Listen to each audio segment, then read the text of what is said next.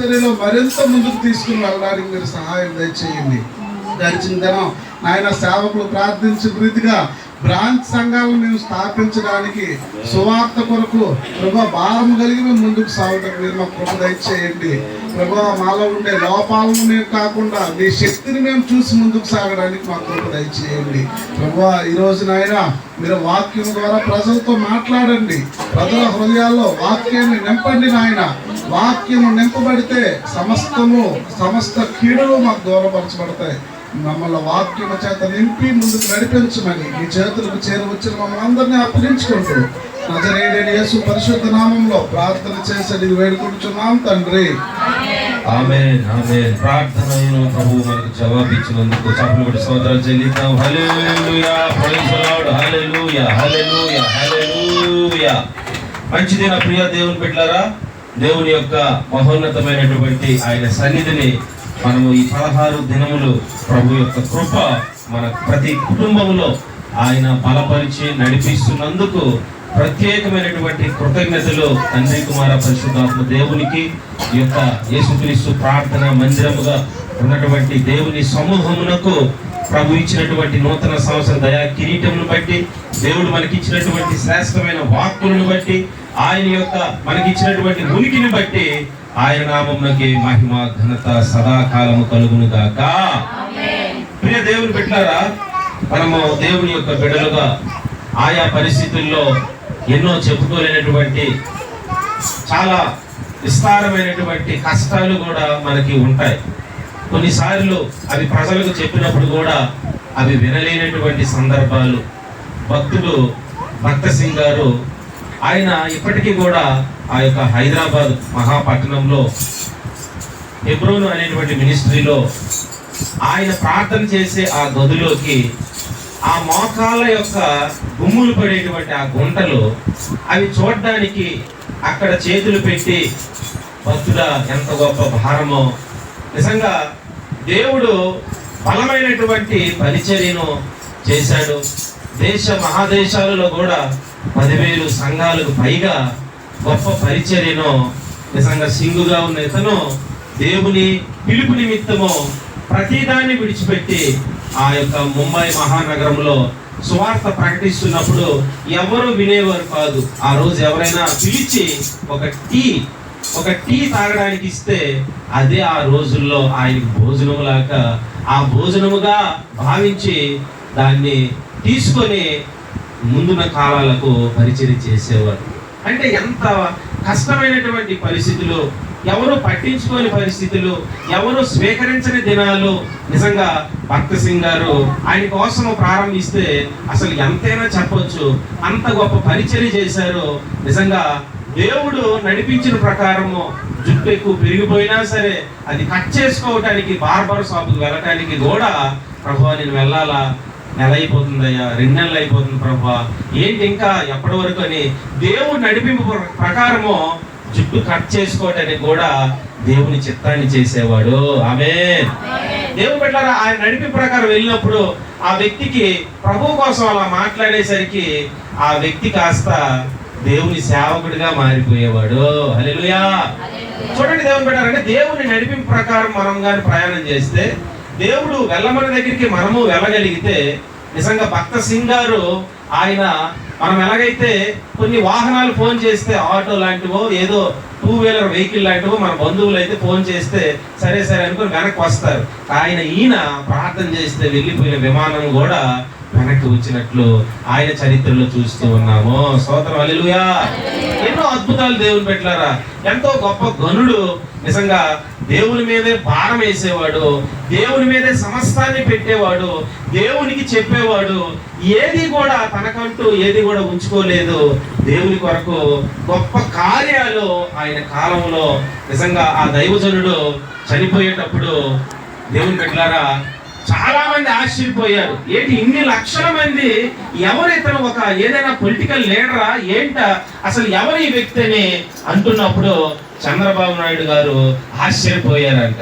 దేవుని బిడ్డలారా, ఎన్టీ రామారావు గారు కూడా ఆయన ఆధ్వర్యంలో కూడా ఈ యొక్క హెబ్రోన్ మినిస్ట్రీ ప్లేస్ ని వారు ఏదైనా కార్యాలయం కట్టడానికి అనుకున్నప్పటికీ దేవుని బిడ్డలారా దేవుని నామములో ప్రార్థన చేస్తాను ఉండండి అన్నప్పుడు ఎన్టీ రామారావు వారు, అది చాలా పెద్ద చరిత్రలండి, అవి ఇప్పుడు కానీ.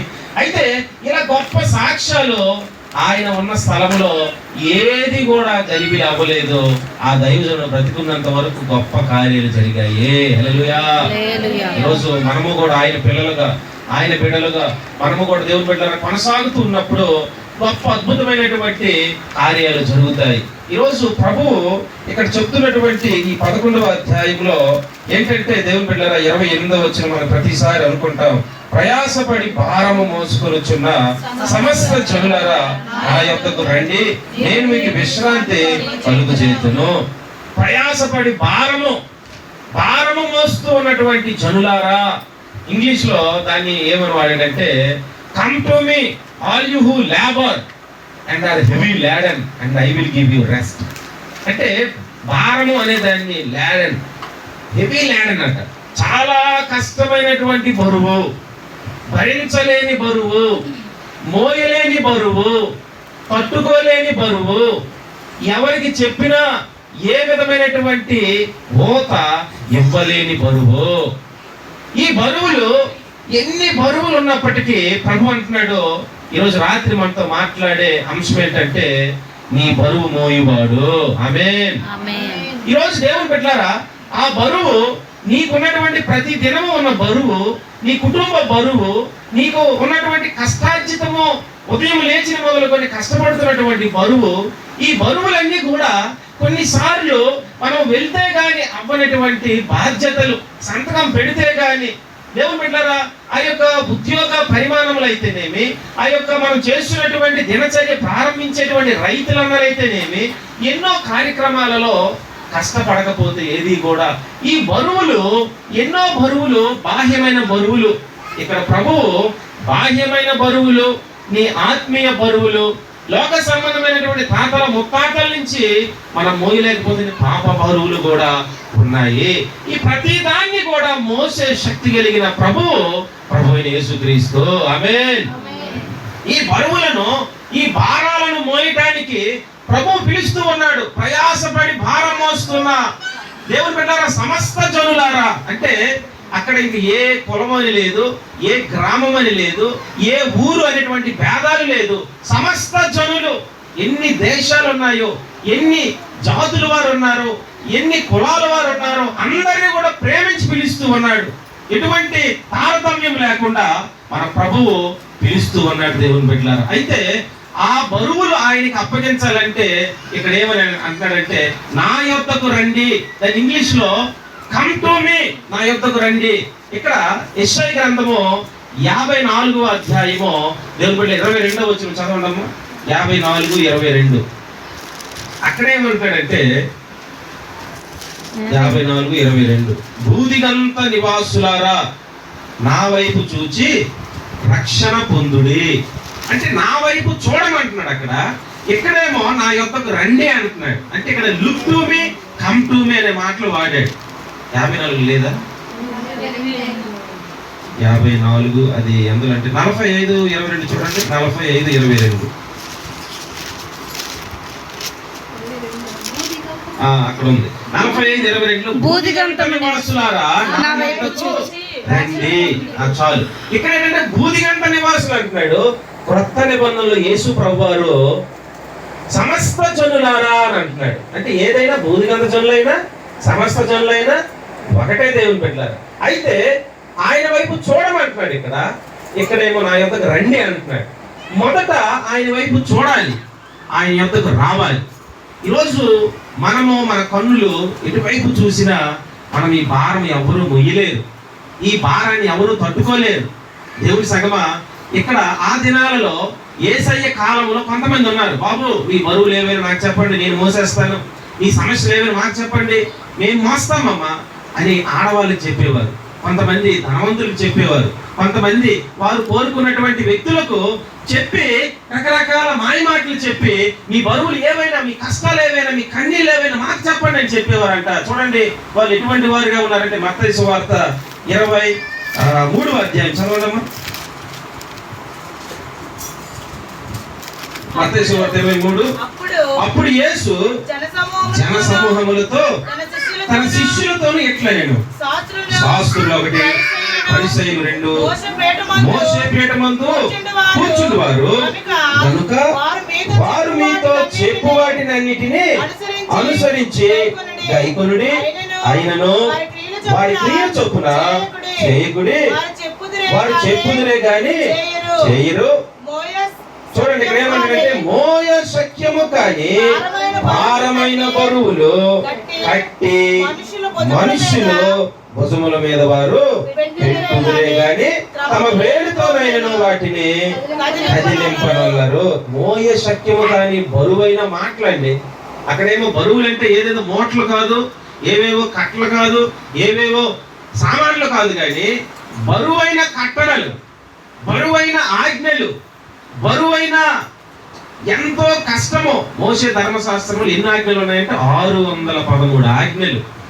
బైబిల్ కాలేజీలో ఆ యొక్క మధ్యప్రదేశ్ ఇటారిస్ అనే ప్రాంతంలో సెంట్రల్ ఇండియా థియాలజికల్ కాలేజ్ అని, అక్కడ దేవుని బిడ్డలారా నేను జాయిన్ అయ్యేటప్పుడు నిజంగా ఉదయము అక్కడ చాపల్ అని అంటారు, అంటే ప్రార్థన చేసే స్థలాన్ని చాపల్ అంటారు, ప్రార్థన గదిని. ఉదయము 8కి ప్రారంభమయ్యింది, మధ్యాహ్నం 1 గంట వరకు రూల్సే చెప్తున్నారండి. ఈ రూల్స్ విని చాలా మంది వెళ్ళిపోయారు అనమాట. బాబో ఇన్ని రూల్స్ ఎవరు పాటిస్తారు అనుకొని ఆ రూల్స్ ఉదయం 8 నుంచి మధ్యాహ్నం 1 గంట వరకు, అంటే అక్కడ ఆ కాలేజీలో కానీ ట్రైనింగ్ అయ్యి బయటకు వస్తాట ప్రపంచంలో ఏ భయంకరమైన శత్రువుల దగ్గర అయినా, నక్సలైట్ల దగ్గర అయినా, కిరాతకుల దగ్గర సేవ చేస్తారు. చదువుడు సోదరులు చేయించండి, హల్లెలూయా. అంటే ఇలా చూసిన ఆడవాళ్ళ వైపు ఆయన బయటికి పంపించేస్తారు. ప్రైజ్ లాడండి అని చెప్పినా సరే బయటికి పంపించేస్తారు.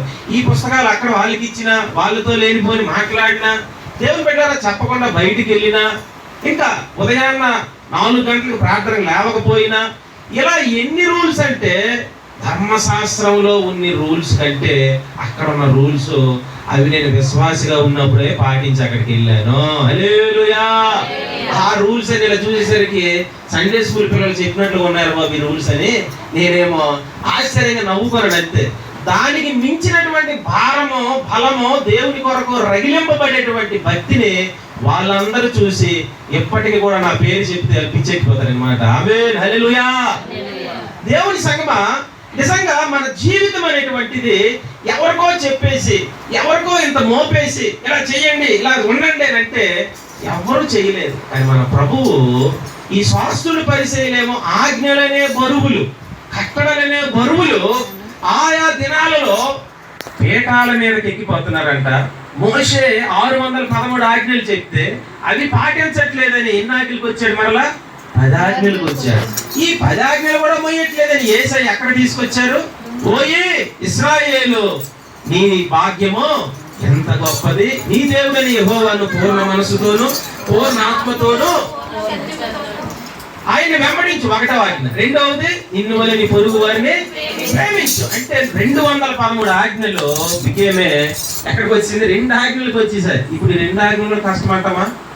దేవుని ప్రేమించడం, పక్కన నుండి ప్రేమించడం, అంతే. ఆమేన్.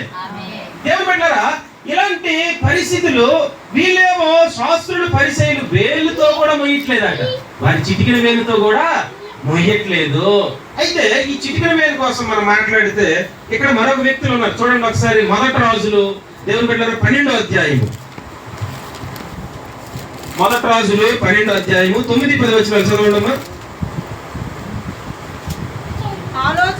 1 రాజులు 9-10 వచనాలు. మా మీద నీ తండ్రి ఉంచిన కాడిని చులకన చేయుడని నాతో చెప్పుకొనిన ఈ జనులకు ప్రత్యుత్తరం ఇచ్చుటకు ఏ ఆలోచన మీరు చెప్పుదురో. చాలా మంది ఇక్కడ ఆపుదాం. దేవుని బిడ్డలారా, ఇక్కడ ఇతను ఎవరంటే రెహబాము. అందరన్నమా రెహబాము. ఇతను ఎవరంటే దావీదు మనవడు, సొలొమోను కుమారుడు. అందరికి అర్థమవుతుందా? దావీదు మనవడు, సొలొమోను ప్రియమైన కుమారుడు.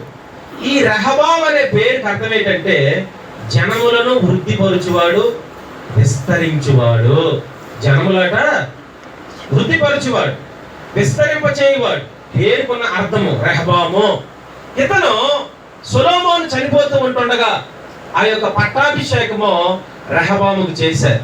అయితే అక్కడ ఉన్న ప్రజలందరూ వచ్చి, బాబు నీవు చిన్నపిల్లవాడు, ఈ రాజ్యము భారాన్ని నేను మొయ్యాలి, సేవ చెయ్యాలి. అయితే ఈ యొక్క ఇశ్రాయేలీలో మొత్తం 12 గోత్రాలు. ఇంతవరకు మీ తాతగారు 40 సంవత్సరాలు ఏలారు, మీ తండ్రి గారు ఎవరు సొలొమోను, ఆయన 40 సంవత్సరాలు ఏలారు. ఇప్పుడు ఎవరంటే మీ సమయం వచ్చింది. ఇదిగో మా బరువులు ఎక్కువ చేశాడు మీ తండ్రి, ఎవరో సొలొమోను. మీ తండ్రి చాలా కష్టమైన కక్కర్లు మా మీద పెట్టాడు, బరువులు పెట్టాడు, మేము చేయలేనంత చాలా కష్టంగా ఉంది, ఇవన్నీ మా వల్ల అవ్వట్లేదు, నీ వలన ఏమైనా అవుతుందని నీ దగ్గరికి వచ్చామో. ఇవి ఏం చెయ్యాలంటే ఏమంటాడమ్మా, చులకన చేయగలరండి, తేలిక చేయగలరండి, దయచేసి మా మనవలు ఆలకించండి అంటే, ఓ పెద్దలారా మీరు 3 రోజుల తర్వాత రండి, నేను మీకు జవాబు చెప్తానని పంపించాడు దేవుడు బిడ్డ. ఎన్ని రోజులు? 3 రోజులు. వీళ్ళేమో పెద్దలు చాలా సంతోషంగా వెళ్ళారు. సరేనండి, చిన్నోడైనా మన మనవలు వింటున్నాడు, మన బాధలు మన కష్టాలు ఇవన్నీ మొయ్యలేకపోతున్నాము, మంచి రాజుగారు కొత్తగా చిన్నోడు అని ఆ వాళ్ళేమో 3 రోజుల తర్వాత వద్దామని వెళ్ళి వచ్చేసరికి ఈలోపు ఈ యొక్క రెహబాము ఏం చేశాడంటే కొంతమంది సలహాలు తీసుకున్నాడు. కొంతమంది వాళ్ళ తండ్రి కాలంలో ఉన్నటువంటి జ్ఞానులు ఉంటారు కదా, మంచి తెలివైన వారు, అటువంటి వారికి అడిగాడు, అయ్యా పెద్దలారా ఏంటి ఇలా వచ్చి ఈ ఊరు వాళ్ళందరూ 12 గోత్రాల ప్రజలు అడుగుతున్నారు, ఏం చేయాలని అంటే, అవునయ్యా నిజమేనే, నువ్వు కానీ అలా చేస్తే నీ పేరు చిరస్థాయిగా ఉండిపోద్ది, కాబట్టి నీ తండ్రి పేరు నీ తాతగారి పేరు నువ్వు నిలబెట్టాలి అని అంటే చూశాడు, ఆలోచించాడు, ఆ సరే అనుకుని వాళ్ళు పంపించేసి ఎవరిని మళ్ళా పిలిచాడంటే ఇతన బ్యాచ్లో ఉన్నటువంటి యవన ప్రాయంలో ఉన్న తొంట బ్యాచ్ ఉంటారు కదా, దేవుని బిడ్డలారా యవన బిడ్డలు పెద్దలకి తేడా ఉందా లేదా?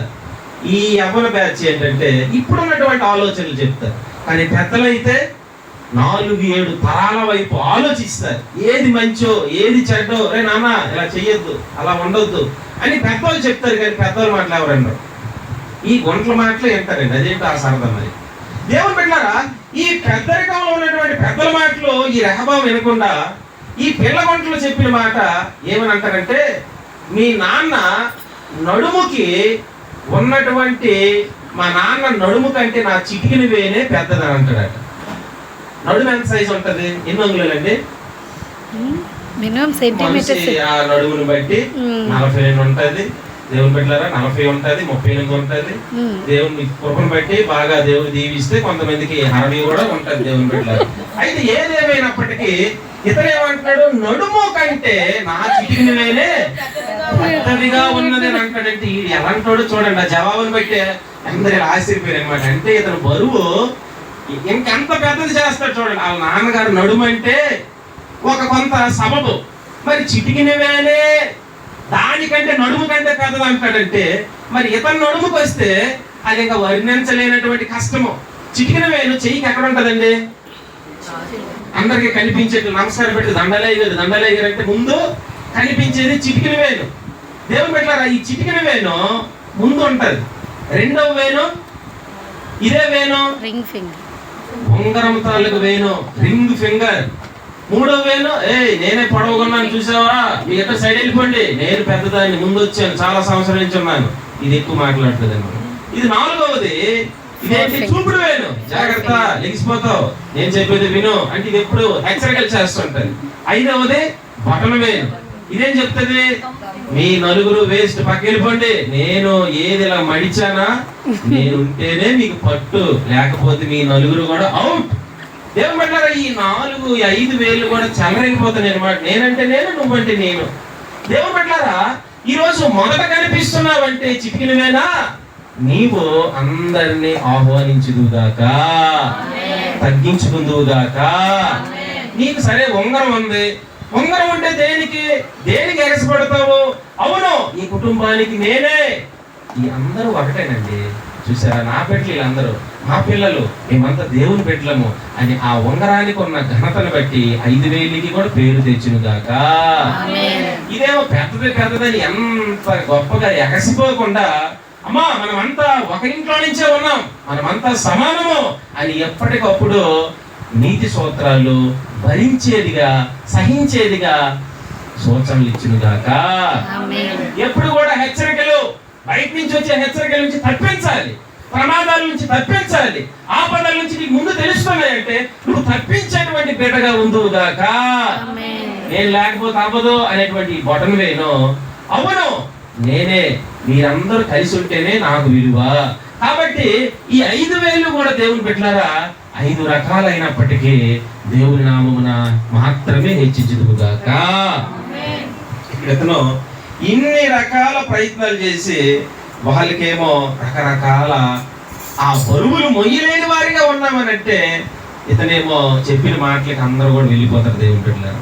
అంటే బరువులు మోసేటువంటి సమస్య నుంచి మమ్మల్ని తప్పించయ్యా, మా వల్ల కావట్లేదు. ఎంతమంది చచ్చిపోతున్నారండి, ఎంతమంది చనిపోతున్నారు. నేను పెళ్లిళ్ళు చేసే రిజిస్టర్గా కూడా మ్యారేజ్ రిజిస్టర్గా దేవుడు పంపించారు. అయితే సాలూరు దగ్గర జీగ్రామ్ అని ఈ మధ్యకాలంలో ఒక కుమారుడు, దేవుని బిడ్డలారా ఈ మైకులు చెప్పకూడదు, అతనికి దేవుడు కృపను బట్టి మ్యారేజ్ సంబంధము నాకు చూడమని చెప్పారు. అయితే ఆ సంబంధము చూడకపోయినందుకు నేను ఒక విధంగా సంతోషించాలో తెలియదు, బాధపడాలో తెలియదు. వైజాగ్లో ఉద్యోగం చేస్తున్నాడు. ఈ సంక్రాంతికి జనవరికి వచ్చాడు ఇంటికి. డ్యూటీకి రాలేదని ఆ ఇంటి ఆ ఉద్యోగం చేసే యజమాని, నీకు డ్యూటీలో తీసేస్తున్నాం, వేరే జాబ్ చూసుకో అన్నందుకు ఉద్యోగమే రాదా, చనిపోవటం అక్కడే నీకు మార్గమా? ఎంత ఘోరమైనటువంటి నేటి దినాల్లో ఉన్నటువంటి బరువులు, చిన్న చిన్న బరువులు మోయలేక, ఉద్యోగాలు రాలేదని, పరీక్షల్లో పోయామని, ఏదేదో చిన్న చిన్న వాటికి కూడా బలహీనమైపోతున్నటువంటి సందర్భాలు. ప్రియ దేవుని బిడ్డలారా, ఈరోజు మనము దేవుని యొక్క బిడ్డలుగా నిజంగా ఎన్నో భయంకరమైనటువంటి సంఘటనలను చూస్తూ ఉన్నాం. ఈరోజు నీ బరువు ఏంటి, నీ కష్టం ఏంటి? చివరికి రెహబాము ఇతను ఏం చేస్తున్నాడు? ఆ 2వ వచనం చదవమ్మా, 12వ అధ్యాయం 2వ వచనము. నెబాతు కుమారుడైన యెరోబాము రాజైన మనకు నెబాతు కుమారుడైన యెరోబాము రాజైన సొలొమోను వద్ద నుండి పారిపోయి ఐగుప్తులో నివాసము చేయుచుండెను. యెరోబాము ఇంకా ఐగుప్తులోనే ఉండి ఈ సమాచారం వినెను. ఈ యెరోబాము నీకు కన్ఫ్యూజ్ అవ్వచ్చు. ఈ యెరోబాము ఎక్కడంటే ఆ పక్క పేజ్ ఒకసారి తిప్పండి. అలాగే 11వ అధ్యాయము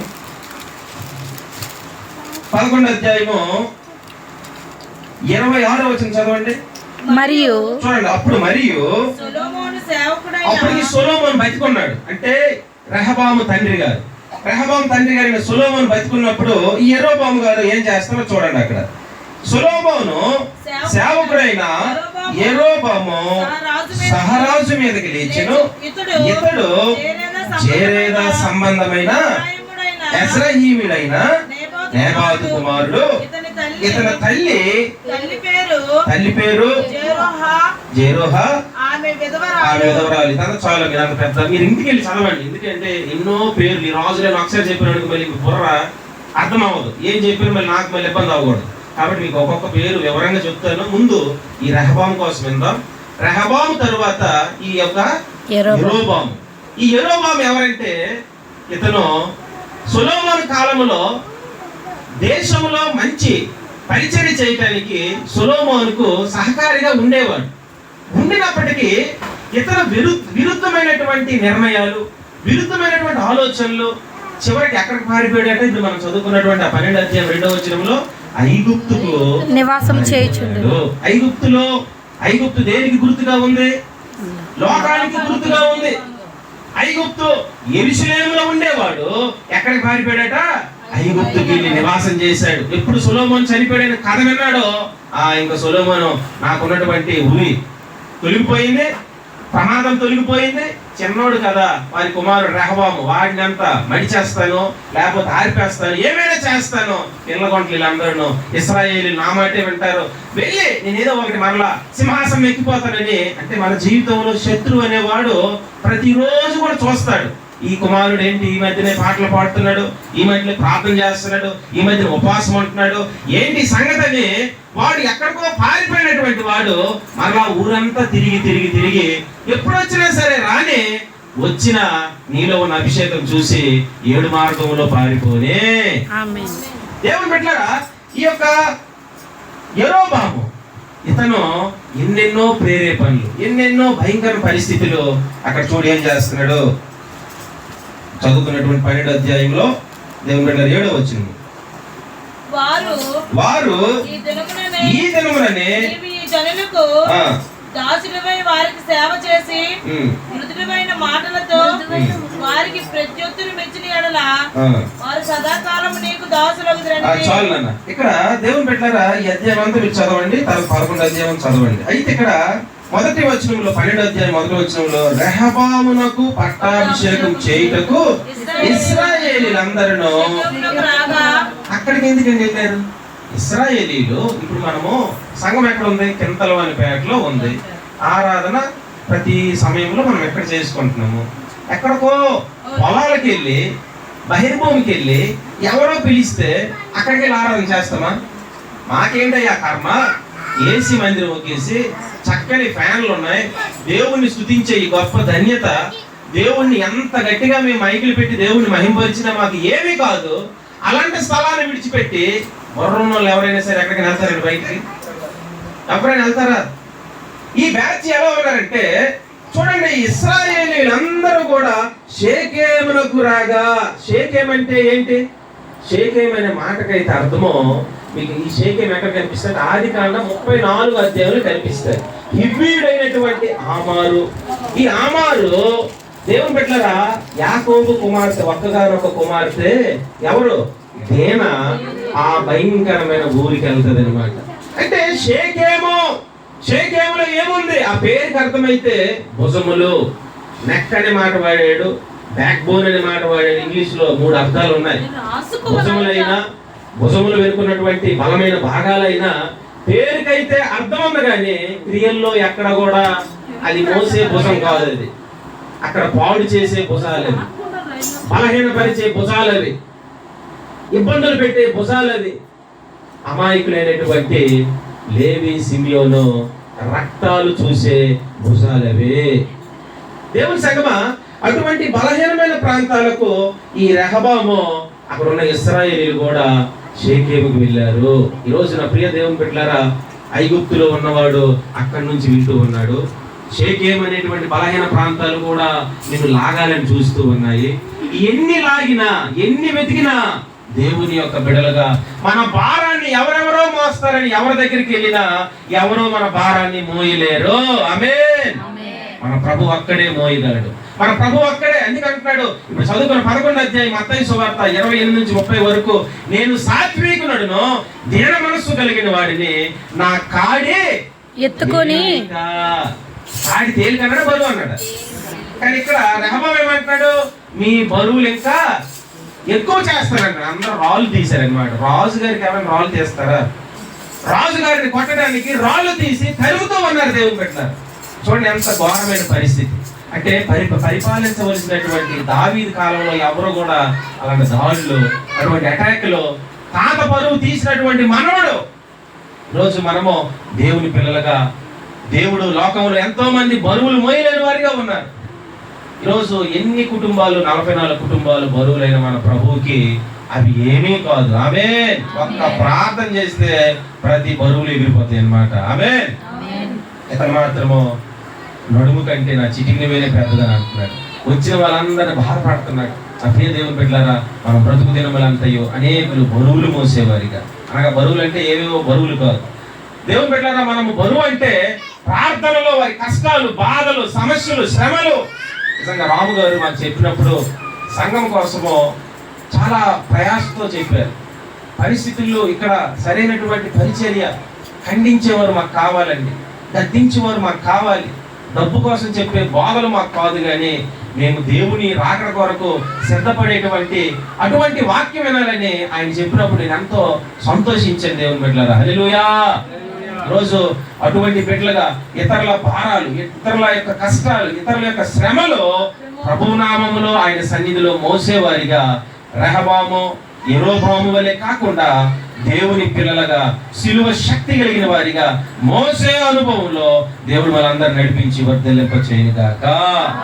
ప్రార్థన చేసుకుందాం. ప్రేమ కలిగిన మా తండ్రి, పరిశుద్ధులైన మా దేవ, ఈ రాత్రి ఇశ్రాయేలీయులు యెరూషలేమును విడిచిపెట్టి దేవా షేకేమునకు వెళ్తూ ఉన్నారు ప్రభువా. ఈరోజు సంఘాన్ని మేము విడిచిపెట్టి ఏ షేకేముకి వెళ్ళినా, ఐగుప్తుకు వెళ్ళినా తండ్రి అక్కడ బలహీనతలే కనబడతాయి తప్ప, అక్కడ మరణాలే కనబడతాయి తప్ప, అక్కడ అభ్యంతరాలే కనబడతాయి తప్ప. ఈ ప్రార్థనా స్థలము యెరూషలేము అనగా అయ్యా అది నీ యొక్క మహారాజు పట్టణము. మేము నీ పట్టణంలోనే మేము ఉందుముగాక. ఆమేన్, ఆమేన్. పట్టణంలో మాకు క్షేమం ఉన్నది, ఈ పట్టణంలో మాకు భద్రత ఉన్నది. ఈ పట్టణంలో విడిచిపెట్టి వెళ్ళిన మరుక్షణమే మా దేవ అనేకమైనటువంటి ఉపద్రవాలు నాయన, అనేక పెను వార్తలు ప్రభువా, అనేకమైనటువంటి నాయన ఇదిగో కలవరాలు పరిచే సందర్భాలు తండ్రి. లోకములో అనేకులు నిలువుటంగి ధరించి ఇదిగో నాయన మోసే పీఠాలు ఎక్కుతూ ఉన్నారు, అయ్యా ధర్మశాస్త్రాన్ని అధికం చేస్తూ ఉన్నారే తప్ప వారు వేడితో కూడా, చిటికెన వేడితో కూడా మోయలేరని నాయన అంటూ ఉన్నాం. ఇదిగో మా ప్రభు ఈ దినమైతే సంఘముగా 44 కుటుంబాలుగా మేము తండ్రి నీ బిడ్డలుగా ప్రభా నిత్యము ప్రభా కలిసి మెలిసి నీ సన్నిధిలో మేము అందరినీ ప్రభా మేము భరించేవారిగా, అందరినీ మా ప్రభా నా తండ్రి నాయన ఐక్యతలో మేము మోసేవారిగా ప్రభా, నీ ప్రేమను మేము కలిగి ఉండేవారిగా మా ప్రభా. నీ రాకడ సమీపిస్తూ ఉంటుండగా మీరు చెప్పినట్లుగా మీ కాడి సులువైనది నాయన. లోకంలో ఎన్నో కాడిలు ఉన్నాయి ప్రభా, ఆ కాడి కిందకి వెళ్తే అది నా ప్రభా అంతకంతకి ఇంకా బరువే పెరుగుతుంది తప్ప అయ్యా అది కష్టం అవుతానే తప్ప అది క్షేమం లేదు నాయన, సంతోషం లేదు ప్రభా. ఎన్నో ఆఫర్లు ఇచ్చి, ఎన్నో నాయన సూచనలు ఇచ్చి ఈ కాడి కిందకు వస్తే మీకు అన్ని జరుగుతాయి, ఇవి అవుతాయి, అలా అవుతాయి అని చెప్తూ ప్రభా ఆ కాడి కిందే చనిపోతున్నటువంటి వారు కూడా లేకపోలేదు నాయన. ఈ రాత్రి మా దేవ ఆ ప్రియులు రాము గారిని బట్టి నా ప్రభా మీరు ఇచ్చినటువంటి దర్శనమును బట్టి, సేవను బట్టి ఇంకా నా ప్రభా మోసే వారిగా ముందుకు నడిపించమని నా ప్రభా మీరు ప్రేమించినటువంటి చక్కని ఇద్దరు బిడ్డలు బట్టి ప్రభా అయ్యా నా తండ్రి మోహన్ బట్టి, తేజాన్ని బట్టి వారి యొక్క విద్యాభ్యాసంలో, వారి యొక్క నా ప్రభా ప్రతి నా దేవ నా తండ్రి సబ్జెక్ట్స్ లో మీరే ప్రభా గొప్ప విజయాన్ని, ఘన విజయాన్ని దయచేయమని తండ్రికి మించే తనయులుగా నా ప్రభా ముందుకు మీరు నడిపించమని ప్రార్థన చేస్తూ ఉన్నాం. కుమార్తె కృష్ణమైన బట్టి ఉద్యోగ పరిచర్యలు దేవా నా ప్రభు రాకపోకల్లో ఈ బలమైన అభిషేకం ఉంచమని ప్రార్థన చేస్తూ ఉన్నాం. ఈ కుటుంబం ఇంకా అనేకులు దీవెనకరంగా ఆశ్చర్యకరమైనటువంటి నాయన మీ సేవలో మోసే అనుభవంలో ప్రభా ముందుకు నడిపించమని చేరి వచ్చిన బిడ్డలను 44 కుటుంబాలను రేపటి ఆరాధన కొరకు, పరిశుద్ధ పునరుత్థానం కొరకు నడిపించమని ప్రార్థన చేస్తూ తండ్రి మీకు వందనాలు. మీరు ఇచ్చినటువంటి నాయని కిందలోని పేటను ఇంకా ప్రతి కుటుంబాన్ని రక్షించమని ప్రార్థన చేస్తూ తండ్రి ఆ దినాలలో ప్రభువా